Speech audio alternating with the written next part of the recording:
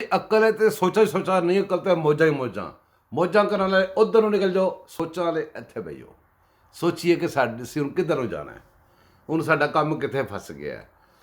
ਹੁਣ ਜਨਾਬ ਜੀ ਇਸ ਟਾਈਮ ਜਿਹੜਾ ਸ਼ਬਾਜ਼ ਸ਼ਰੀਫ ਉਹਦੇ ਵਾਸਤੇ ਇੱਕ ਕੰਮ ਹੈ, ਜਾਂ ਜਿਹੜੀਆਂ ਦੂਸਰੀਆਂ ਜਮਾਤਾਂ ਨੇ ਸਲੂਕ ਇਤਫਾਕ ਨਾਲ ਫਿਕਰ ਨਾ ਕਰਕੇ ਤੇ ਉਹਦੇ 9 ਸਿਤਾਰੇ ਸੀ। ਤੁਸੀਂ ਅੱਜ ਕੱਲ੍ਹ ਦੇ 9 ਸਿਤਾਰੇ ਜੋ ਉਦੋਂ ਦਾ 9 ਸਿਤਾਰੇ ਸਿਸਟਮ ਉਹੀ ਚੱਲ ਰਹੇ ਨੇ, ਜਾਨ ਨਹੀਂ ਛੱਡਦੇ ਪਏ।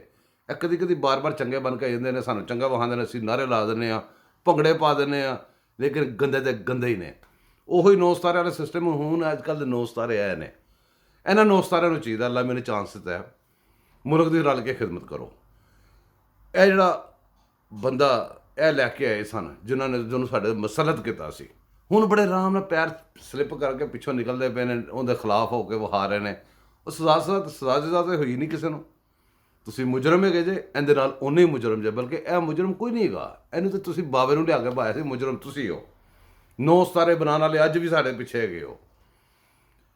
ਇਸ ਟਾਈਮ ਮੇਰੀ ਰਿਕੁਐਸਟ ਹੈ, ਇੱਕ ਪੇਜ ਵਾਲਿਆਂ ਨੂੰ, ਉਹ ਭਾਵੇਂ ਕਿਹੜੇ ਇੱਕ ਪੇਜ ਵਾਲੇ ਸੀ, ਕਦੀ ਕੋਈ ਬੰਦਾ ਮਾਫ ਨਾ ਕਰੇ।